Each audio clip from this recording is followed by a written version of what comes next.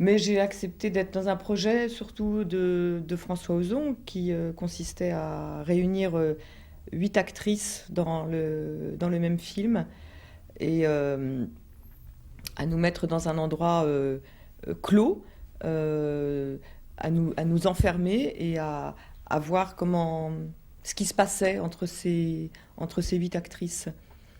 C'est un film euh, qui peut se voir à plusieurs degrés. C'est à la fois une comédie policière, mais c'est aussi bien sûr un film sur les actrices, parce qu'il s'amuse chacune est un peu un archétype, et chacune correspond un peu à des figures de référence qu'on a pu voir dans d'autres films, notamment du cinéma américain, un peu des années 50. Et puis, c'est aussi un film oui, sur la famille. Donc, le film démarre d'une manière assez rose et assez légère, et puis il devient très cruel, et il passe par beaucoup de sentiments différents jusqu'à la fin.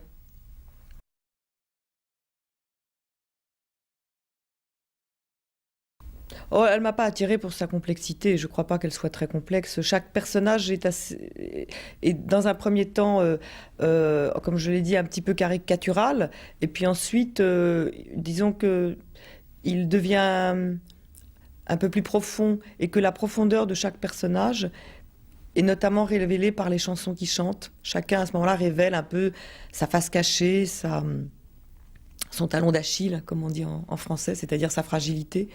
Et bien sûr, Augustine, bon, c'est une vieille fille, une jeune fille un peu prolongée qui, en même temps, a des secrets désirs, comme tout le monde, et qui voudrait être aussi séduisante, et qui voudrait séduire les hommes. Mais moi, en fait, ce qui m'a surtout amusée, c'est qu'elle soit très très méchante, et et qu'elle dise du mal de tout le monde, et qu'elle voit le mal partout. C'est surtout ça qui était amusant dans le film.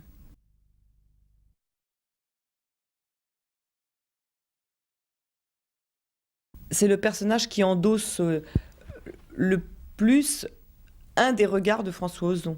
Il en a beaucoup dans le film, hein. Il a un regard euh, d'admiration pour ces femmes. Il a, il a un regard... mais il a aussi un regard assez cruel. Et je trouve que c'est à travers Augustine qu'évidemment passe le plus cette cruauté sur tous les membres de cette famille, qui évidemment, comme toutes les familles respectables qui se respectent, surtout les familles des années 50, est une famille bourgeoise, où les apparences sont respectées. Et puis au-delà de ça, évidemment, on va s'apercevoir qu'il y a des horribles secrets de famille, que tous les tabous sont transgressés, que tout le monde se déteste.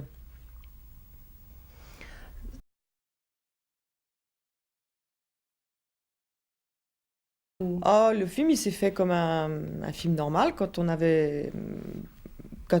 il avait besoin des 8 actrices, les 8 actrices étaient là en même temps. Même si quelquefois il n'y en avait que deux qui étaient plus centrales, et puis les 4 sont plus figurantes. Mais bon, si elles sont dans le plan, il faut quand même bien être là. Et je crois que surtout tout le monde avait complètement compris et accepté, bien sûr, avant de faire le film, ce principe de groupe. C'est un film choral, comme on dit, où chacune est à la fois le centre, à un moment donné du film, mais fait partie d'un tout. Et quelquefois, bon, quand on n'était pas concerné, non, c'était pas une troupe au sens où tout le monde venait tous les jours, même s'il n'avait rien à faire, comme parfois ça existe dans certaines troupes de théâtre. On était là quand on avait besoin de nous.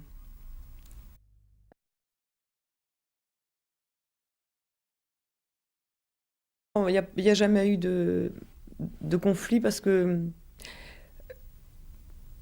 il y avait une sorte de plaisir à s'observer. Il n'y a eu aucune manipulation de la part de François Ozon, il n'y a pas eu de mauvaise surprise. Il n'y en a pas une qui s'est dit tout d'un coup, ah, mon rôle, il était comme ça au départ, et puis à l'arrivée, il n'y a plus rien. Non, non, il y avait un scénario qu'on avait lu et qui était... Et le film se déroulait tout à fait conformément au scénario. Alors les gens sont souvent un peu déçus, parce que je crois qu'ils attendent souvent qu'on raconte des histoires, des conflits, mais franchement, il n'y en a pas eu. On est toutes désolées d'être un petit peu, comment dirais-je, de sécher un peu sur ce sujet. Mais il n'y a pas eu de conflit, non. Il y a eu vraiment. C'était très amusant pour nous. On avait l'impression d'être dans un pensionnat. Le film a un côté un peu anglais, c'est quand même un roman d'Agatha Christie. Donc on avait l'impression d'être dans un pensionnat de jeunes filles et de se retrouver tous les matins et on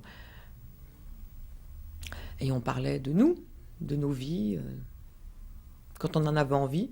Ce qui était amusant, c'était de voir comment les groupes se formaient, les groupes en dehors du film aussi. Enfin, comme dans le film, il y a des fois il y a des groupes de 3, des groupes de 4.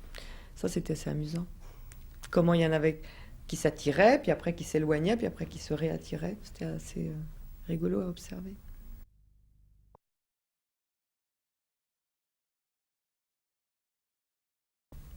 Mais je crois que François Ozon, il est intéressant dans le paysage du cinéma français actuel parce que il fait partie de cette génération de metteurs en scène qui, euh, qui fait un cinéma à la fois très personnel, où on peut retrouver un fil un peu souterrain qui court de film en film. Moi, je trouve que quand même, il y a la manière dont...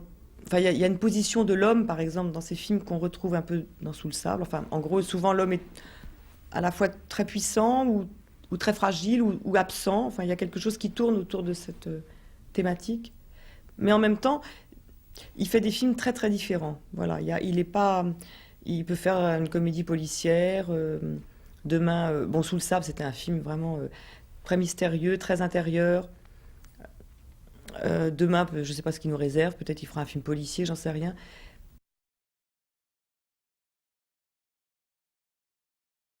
C'est François Ozon qui les a décidés parce que justement, chaque chanson, comme je l'ai dit, donc exprimait un peu l'intériorité ou le désir caché, le désir secret de chaque personnage. Donc il avait complètement son idée là-dessus. Euh, bon, Emmanuel, quand elle chante à pile ou face, enfin ça exprime quelqu'un comme ça oui, qui joue sa vie d'une manière un peu sauvage, un peu animale. Et Augustine, bon, quand elle attend ce coup de téléphone qui n'arrive pas, ben voilà, ça représente ça. C'est une attente. Ça représente toutes les fragilités des personnages, les chansons. Donc c'est pour ça que c'est des moments assez, à la fois très plaisants, parce que c'est toujours joli d'entendre tout d'un coup régulièrement des actrices chanter. En plus, il y a toujours une petite chorégraphie autour. Donc c'est un principe narratif qui est assez attrayant dans un film. Mais en même temps, c'est aussi à chaque fois des moments d'émotion, puisqu'elles expriment voilà, leur face, leur part cachée, leur part de mystère.